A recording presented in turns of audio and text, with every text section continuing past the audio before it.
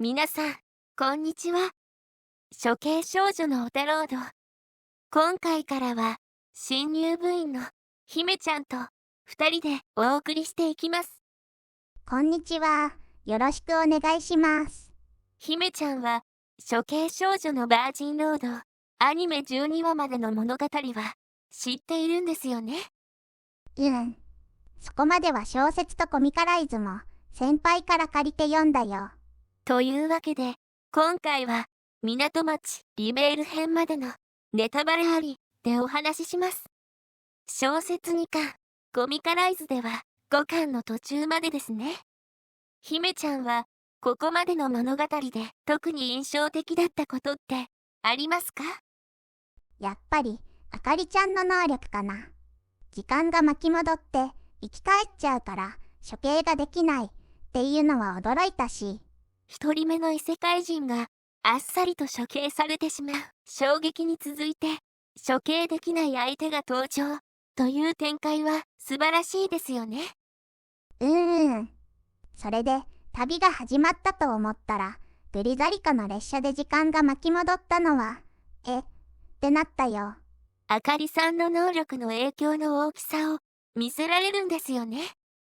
で、やっぱりずっと先の未来から帰ってきてたってことがわかるんだけど、その未来がなんか塩でマスターでどういうことって。そうなりますよね。ちなみに、どうしてあのような未来に行き着いたのか、そして今回の時間軸ではどのように決着するのかというところまで、ちゃんと先の巻で回収されます。安心して読み進めてください。そうなんだね。とっても楽しみ。あ、でもね先輩、どうしても気になっちゃうことがあって。何ですか、姫ちゃん。事故を起こしちゃった列車とか、未来で塩になったメノーちゃんたちとかは、その後どうなっちゃうの？え？あかりちゃんは召喚されたところまで帰ってきてるけど、他の人たちは元いた時間軸っていうの？そこにそのまま残ってて、その世界はその世界で進んでいくでしょ？だから前のループで犠牲になった人たちは結局そのままなのかなって、そういうことがなんか気になっちゃって。大丈夫ですよ。前の時間軸で犠牲になった人たちというのはいませんから。あかりさんが元いた時間の先の世界はもうありません。だから心配しなくて大丈夫なんです。何それ、怖いやつ。全部消えてなくなっちゃえば悲しみを感じることもないからっていうこと？そういうことじゃありません。じゃあ、今回はあかりさんの能力、時の純粋概念で時間を戻す仕組みについて考えてみましょう。それでは姫ちゃん、お願いします。ここを読むんだよね。それでは動力接続を開始していきましょう。処刑少女のオタロード、最後までよろしくお願いします。まず、結論からお話ししますね。あかりさんの能力は、自分の肉体を含めた世界全体を巻き戻すものです。あかりさん一人が時間移動をしているわけではありません。だから、列車事故で犠牲になった人も、塩にされてしまったメノウさんも、巻き戻されて生き返っています。世界はもともと一つだけで、前のループの時間軸というのは平行世界として存在するわけではありません。生き返ってたんだ。よかったのかな。あかりちゃんの能力って過去にワープできるわけじゃないんだ。姫ちゃんがイメージしていたのは、未来の世界の猫型ロボットが使うタイムマシンみたいなものでしょうか？あれは、元いた時間から自分たちだけ抜け出して、別の時間に移動することができるタイプですね。過去や未来から、再び元いた時間に戻ることもできます。それ。でも確かにそれだと、過去に移動すると、過去の自分自身がいたりするんだよね。で、タイムパラドックスっていうのが問題になったり。過去に移動した自分の行動によって、未来の自分が時間移動をすること自体がなくなってしまったら、という矛盾ですね。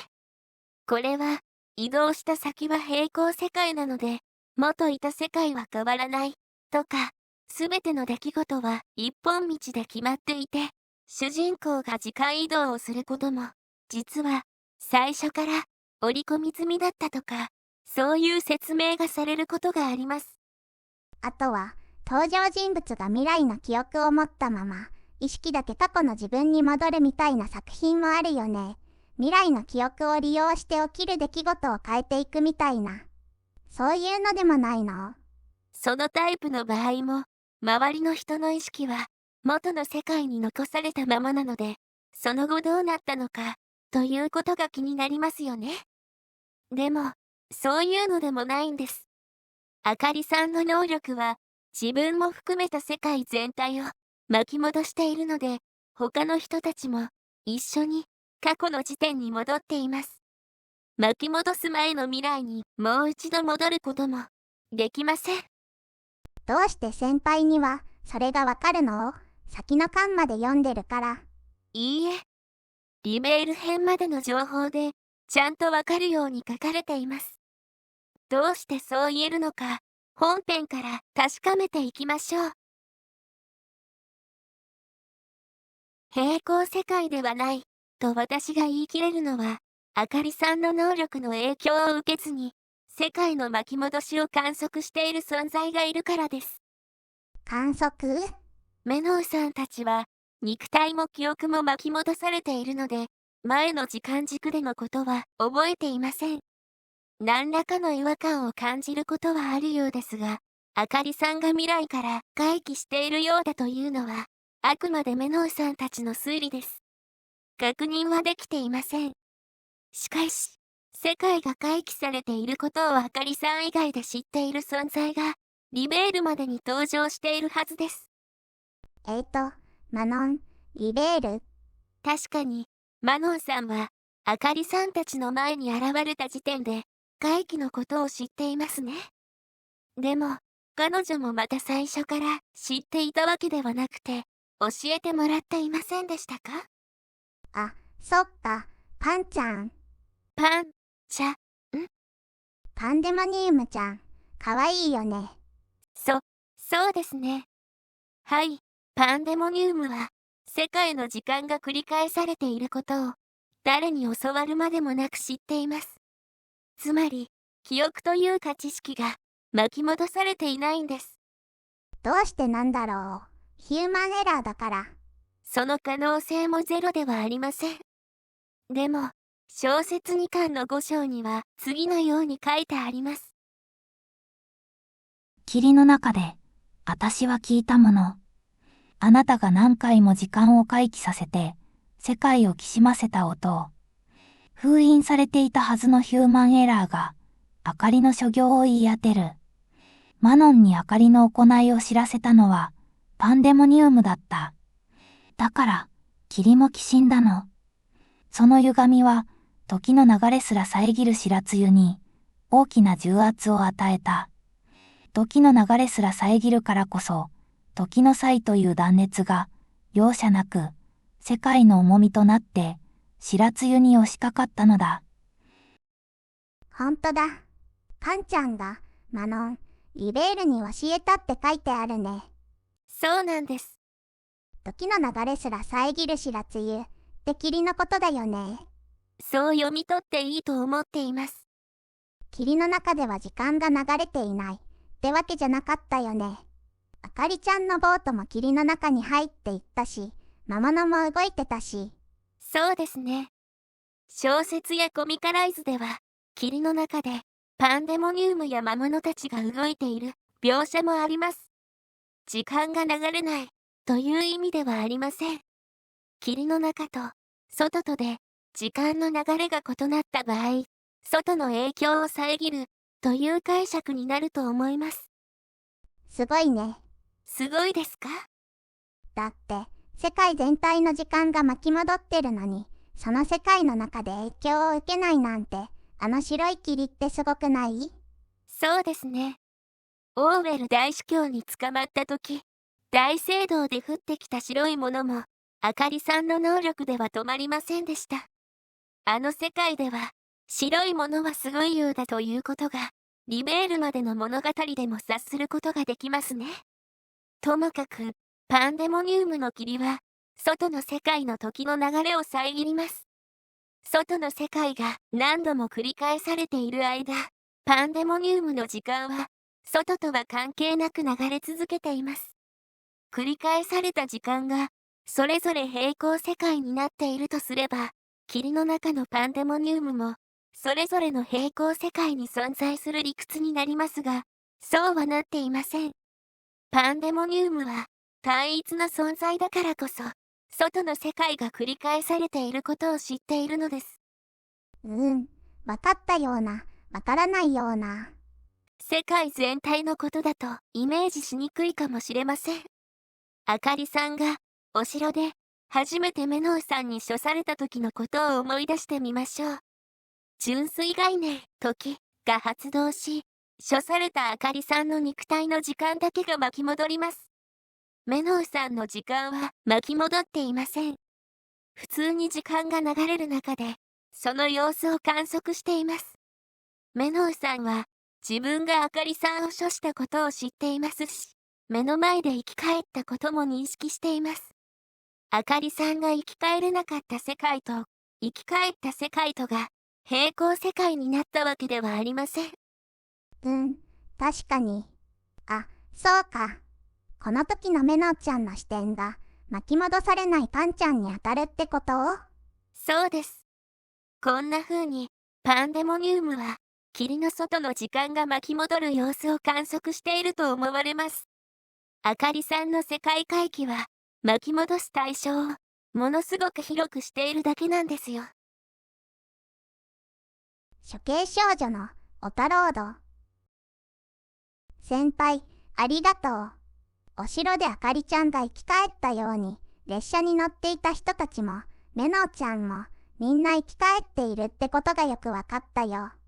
時間を移動しているんじゃなくて、お城で生き返った時の要領で世界全体を巻き戻してるんだよね。そうです。その先の平行世界が続いているわけではありません。巻き戻す前にもう一度戻ることもできません。白い霧の中には影響が及ばないため、パンデモニウムは世界の繰り返しをずっと観測しています。今回はそういうことを確認してみました。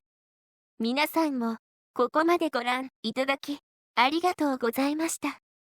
ありがとうございました。ここまで喋っておいてなんですが、時間の操作というものは現代の人類には実現できない現象である以上、どこかに必ずファンタジー的な要素が存在します。私の解釈にも現実的に考えたら成り立たない部分やツッコミどころがあります。だから時間の操作は実現されていないんです。その点はご理解いただきたいと思います。でももしこういう前提だったとしたら、物語の中のいろいろなことに説明がつくって考えるのはとっても楽しいよね。そんな風に楽しんでもらえたら嬉しいです。処刑少女のバージンロードは、このように登場人物から説明はされないけれど、気づくとより深く楽しめるような設定が存在し、しかもちゃんと矛盾のないように描かれている美しい作品です。